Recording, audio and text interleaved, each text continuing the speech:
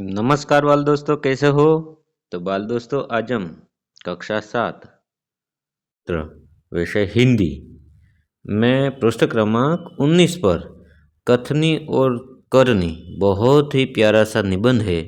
उस निबंध के आज हम समझ के साथ उनके अभ्यास एवं स्वाध्याय के प्रश्नों की चर्चा करने वाले हैं। तो बाल दोस्तों, शुरू से लेकर अंत तक आप इस वीडियो में बने रहना। तो देखिए बच्चों, सबसे पहले है कथनी और करनी। तो प्यारे बच्चों, हमें सबसे पहले जो कथनी और करनी शीर्षक है उनके बारे में हमें पता होना चाहिए कि उनका साहित्यिक प्रकार है वो निबंध है, और उनका शाब्दिक अर्थ क्या होता है वो भी जानना बहुत ही आवश्यक है। कथनी यानी कि बोलना या कहना, और करनी यानी कि करना। तो यदि हम सही ढंग से उसका मतलब निकालें तो कह सकते हैं कि कहना आसान है, लेकिन उसका वास्तविक जीवन में अमल करना बहुत ही कठिन है। कुछ लोग बच्चों ऐसे होते हैं, बोलते कुछ और है और करते कुछ और है। ऐसा ही 3-4 प्रसंग लेके इस निबंध में वर्णित किया गया है। तो बच्चों, आप सबसे पहले इस वीडियो में नए हो तो वीडियो को एक लाइक कर देना, और इस चैनल में पहली बार हो तो चैनल को सब्सक्राइब जरूर कर देना। तो बच्चों देखिए, सबसे पहले कथनी और करनी बहुत ही प्यारा पाठ है हमारा। उसमें एक प्रसंग है फूल तोड़ना मना है, फिर दूसरा प्रसंग है धूम्रपान वर्जित है, फिर गजानन किराना स्टोर का प्रसंग है, और आखिर में बिजली का बिल भरने के लिए जो लाइन में लगने की है वो भी घटना का वर्णन है। आपके सर या मैडम ने आपको बहुत ही अच्छे ढंग से इस निबंध को पढ़ाया होगा। अब हम ज़्यादा वक्त न गवाते हुए डायरेक्ट हम कथनी और करनी के अभ्यास के बारे में चर्चा करने वाले हैं। तो देखिए बच्चों, पृष्ठ क्रमांक 23 पर है हमारी पाठ्य पुस्तक हिंदी की पहले सत्र में। सोच कर बताइए, ईश्वर ने मनुष्य को अन्य प्राणियों से किस प्रकार श्रेष्ठ बनाया है? उत्तर, ईश्वर ने मनुष्य को अन्य प्राणियों से विशिष्ट शक्तियाँ प्रदान की है। ईश्वर ने मनुष्य को सुंदर शरीर दिया है, उसे अन्य प्राणियों से ज़्यादा दिमाग है, इसलिए वह अच्छा बुरा सोच सकता है। इस प्रकार मनुष्य को ईश्वर ने श्रेष्ठ बनाया है। फिर दूसरा प्रश्न है पृष्ठ क्रमांक 23 पर आपकी पाठ्य पुस्तक सामने रखना है बच्चों, और यदि आपको पक्की नोट बनानी हो, असाइनमेंट बनानी हो, तो इस वीडियो को स्टॉप करके भी आप लिख सकते हैं। दूसरा प्रश्न है, देखिए, धूम्रपान वर्जित है कहाँ कहाँ और क्यों लिखा होता है? वर्जित यानी कि मना होता है। धूम्रपान कहाँ कहाँ नहीं करना, ऐसा कहाँ लिखा होता है, उसके बारे में हमें उत्तर देना है। तो उत्तर करके लिखा है मैंने, धूम्रपान वर्जित है यह सार्वजनिक स्थानों पर लिखा होता है, जैसे कि बस, रेलगाड़ी, अस्पताल, सिनेमा घर, पुस्तकालय, शाला में लिखा होता है, क्योंकि धूम्रपान से प्रदूषित वायु निकलती है और वह दूसरों को हानि पहुंचाती है। उसके बाद तीसरा प्रश्न देखिए बच्चों, फूल सबको अच्छे क्यों लगते हैं? उत्तर, फूल सुंदर होते हैं, उनमें से अच्छी खुशबू आती है, और फूल किसी को हानि नहीं पहुंचाते, इसलिए फूल सबको अच्छे लगते हैं। चौथा प्रश्न, लोग कहाँ कहाँ कतार में खड़े रहते हैं? कतार यानी कि लाइन में। उत्तर है, लोग बस स्टेशन में, रेलवे स्टेशन पर, सिनेमा घर में टिकट लेने के लिए, अस्पतालों में बिजली के बिल भरने के लिए कतार में खड़े रहते हैं। इस प्रकार अन्य और भी है जो कतार में लगे रहते हैं, यहाँ आपको इस प्रकार से लिख देना है। दूसरा प्रश्न है, विराम चिन्ह और उनके नाम की जोड़ बनाइए। आपकी पाठ्य पुस्तक 23 में है, कुल मिला के 6 है। देखिए कि पहला प्रश्न चिन्ह है तो हमें सामने से ढूंढकर उसका क्रम लगा देना है, जो हमें पाठ्य पुस्तक में बॉक्स में दिया हुआ है। तो मैंने इस प्रकार से यहाँ लिखा है। आप जानते हैं कि कोई भी प्रश्न पूछे जाते हैं उसमें आखिर में लिखते हैं, उसे क्या कहते हैं? प्रश्न सूचक चिन्ह। तो मान लो कि ये पहला है, एक जैसा, तो उसमें क्या आएगा? प्रश्न सूचक चिन्ह आएगा। फिर दूसरा क्या है? खड़ी पाई डंडा, उसे क्या कहते हैं? पूर्ण विराम कहते हैं। तीसरा है उसे अल्प विराम कहते हैं। चौथा है उद्गार चिन्ह कहते हैं। फिर अवतरण चिन्ह कहते हैं, योजक कहते हैं। तो इस प्रकार बच्चों क्या करना है, हमें बॉक्सेस जो दिए गए हैं उसमें हमें सिर्फ क्रम लगा देना है। मान लो कि पहला है प्रश्न चिन्ह, तो उसमें एक के सामने 4 कर देना। इस प्रकार से हमें बॉक्स भर देना है। उसके बाद हमारे हिंदी के पाठ्य पुस्तक 24 पृष्ठ पर ब है, वाक्य को पढ़कर उचित विराम चिन्ह का प्रयोग कीजिए। उसमें क्या है बच्चों? विराम चिन्ह नहीं लगाया है, तो हमें क्या करना है? विराम चिन्ह लगा देना है। फूल तोड़ना मना है, उसमें देखिए आप आखिर में जिस प्रकार से गुजराती में हम कहते हैं पूर्ण विराम, अंग्रेजी में कहते हैं फुल स्टॉप, तो हिंदी में क्या कहते हैं? खड़ी पाई यानी डंडा।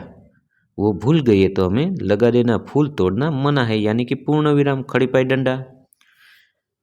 दूसरा देखिए, वाह कितना सुंदर दृश्य है, तो उसमें क्या है? उद्गार चिन्ह भूल गए तो वाह कितना सुंदर दृश्य, और आखिर में पूर्ण विराम लगा देना है। फिर तीसरा, बसों में लिखा होता है धूम्रपान वर्जित है, बसों में लिखा होता है वहाँ अल्प विराम करके धूम्रपान वर्जित है, और आखिर में पूर्ण विराम लगा देना है। तारा रात दिन पड़ती रहती है, तो उसमें जो रेखा जैसी खींची जाती है दो शब्दों के बीच में, जिस प्रकार से दिन रात, माता पिता, शिव पार्वती, राम सीता, तो उसमें योजक चिन्ह लगता है दो शब्दों को अलग बताने के लिए। द्वंद्व समास है वो। तारा रात दिन पड़ती रहती है, तो रात दिन ऐसे उसमें हमें क्या करना है? रेखा खींच देनी है। पांचवा, पौधे बारिश में ही क्यों लगाए जाते हैं? पौधे बारिश में ही क्यों लगाए जाते हैं? उसमें आखिर में प्रश्न सूचक चिन्ह हमें लगा देना है। तीसरा है पृष्ठ क्रमांक 24 पर, निम्नलिखित वाक्यों में से जातिवाचक संज्ञा के आसपास गोल चिन्ह कीजिए। जो जातिवाचक संज्ञा है उसमें हमें गोल चिन्ह यानी कि राउंड कर देना है। जातिवाचक आपको पता है, ये संज्ञा आप बहुत अच्छी तरह से 6वीं कक्षा में 7वीं में पढ़े होंगे कि जिस सारी जातियों का जो बोध कराते हैं उसे क्या कहते हैं? जातिवाचक। जिस प्रकार से मनुष्य अन्य प्राणियों के श्रेष्ठ है, तो उसमें सारे मनुष्य का बोध होता है हमें, तो मनुष्य पहले में आएगा। दूसरा, शिल्पा ने 4 पौधे लगाए, तो उसमें पौधे में आपको गोल चिन्ह कर देना है। शहर के लोग सुबह शाम टहलने जाते हैं, तो उसमें शहर में कर देना है गोल चिन्ह। फूल सबको अच्छे लगते हैं, उसमें फूल में हमें गोल चिन्ह लगा देना है। उसके बाद प्रश्न चौथा, कथनी और करनी में समानता रखने में मुश्किलें आती है या नहीं? चर्चा कीजिए। हमें वर्ग में चर्चा करनी है कि कोई लोग कहते हैं और करते हैं, उसमें समानता रखनी चाहिए कि नहीं, तो हमें चर्चा करके लिखना है यहाँ। कथनी और करनी में समानता रखने में बहुत मुश्किलें आती है। कहना आसान होता है पर उसका अमल करना बड़ा कठिन होता है। हम सबको कहते हैं कि सब जगह स्वच्छता रखो, लेकिन हम खुद नहीं रखते। सबको सच बोलने को कहते हैं, मगर हम खुद सच नहीं बोलते। ईमानदारी की बड़ी बड़ी बातें करते हैं, मगर खुद ईमानदार नहीं बनते। इसलिए कथनी और करनी में समानता रखने में बड़ी कठिनाइयाँ होती है, फिर भी हमें समानता रखने का प्रयत्न करना चाहिए। उसके बाद बच्चों पृष्ठ क्रमांक 24 पर हमारी पाठ्य पुस्तक में दिया है कि परिच्छेद पढ़कर प्रश्नों के उत्तर दीजिए।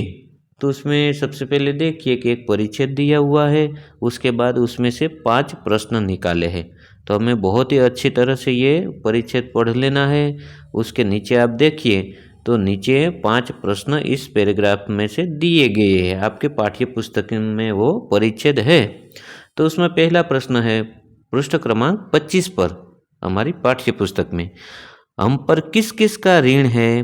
हम पर माता, मातृभूमि और मातृभाषा का ऋण है। दूसरा है, माता का ऋण हमें क्यों अदा करना चाहिए? माता ने हमें जन्म दिया है, इसलिए उसका ऋण अदा करना चाहिए। तीसरा है, किस व्रत का पालन करना अत्यंत कठिन है? उत्तर, आलस्य छोड़ना, काम करना और अपनी मातृभाषा की सेवा में तत्पर हो जाना, इस व्रत का पालन करना अत्यंत कठिन है। चौथा है, किसे देशभक्त नहीं कहा जा सकता? उत्तर है, जो अपनी मातृभाषा का तिरस्कार करता है उसे कभी देशभक्त नहीं कहा जा सकता। तो बच्चों देखिए, मैं मातृभाषा बोलता हूँ, हिंदी में क्या है कि रू का री हो जाता है। जिस प्रकार से गुजराती में हम बोले तो कह सकते मातृभाषा, लेकिन हिंदी में रू है उनका री बोला जाता है। जिस प्रकार मैं बोलता हूँ मातृभाषा, कृत्रिम, जिस प्रकार के कृपा, जिस प्रकार से हम कृपा बोलते हैं तो क्या बोला जाएगा हिंदी में? कृपा बोला जाएगा। तो इस प्रकार से जो अपनी मातृभाषा का तिरस्कार करता है उसे कभी देशभक्त नहीं कहा जा सकता। पांचवा है, गद्यांश का उपयुक्त शीर्षक दीजिए। मातृभाषा का महत्व अथवा सच्चा देशभक्त। उसके बाद स्वाध्याय पृष्ठ क्रमांक 25 पर हमारी पाठ्य पुस्तक में देखिए आप, अंदाज अपना अपना। हमें क्या करना है? हमें चर्चा करके हमारा अंदाज लगाना है कि कथनी और करनी में अंतर विषय पर अपने विचार लिखिए। आप क्या मानते हैं? खुद अपने विचार यहाँ प्रस्तुत करने हैं। मैंने यहाँ लिखे हैं मेरे विचार। कथनी और करनी में अंतर जरूर होता है। हम कहते हैं उसे कर नहीं सकते। हम कहते हैं कि सबको सच बोलना चाहिए, लेकिन हम खुद सच नहीं बोल सकते। जो कहते हैं वही करने वाले इंसान को हम संत और सज्जन कहते हैं। दूसरा प्रश्न है, कथनी और करनी में अंतर विषय पर अपने दोस्त में जो विचार लिखे हैं उन्हें पढ़िए। तो हमें क्या करना है? हमारे दोस्त ने जो भी विचार लिखे हैं वह हमें पढ़ने हैं। इसलिए मैंने यहाँ नहीं लिखा, क्योंकि ये अपने दोस्त को विचार लिखना है। तो अपने कोई भी दोस्त हो, सहेली हो, तो उसे हमें कहना है कि आप अपना विचार लिखिए और उसके बाद हमें ये पढ़ना है। तीसरा प्रश्न है, करके दिखाइए। कोष्टक में दिए गए शब्दों को उचित क्रम में रखकर उदाहरण के अनुसार वाक्य लिखिए। तो हमें बच्चों क्या करना है? देखिए, समझिए कि हमें उदाहरण के तौर पर दिया गया है कि जिस प्रकार से नीचे लिखा हुआ है फूल तोड़ना मना है। तो हमें क्या कहे? हमने क्या किया, उसमें से एक एक शब्द सब में से लेकर एक वाक्य बनाया है।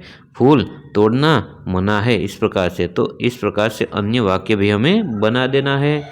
तो उसमें से अन्य जो वाक्य बनते हैं, देखिए, मैं हर रोज़ खेलने जाता हूँ। सबको कथनी करनी में समानता रखनी चाहिए। सबको पढ़ना चाहिए।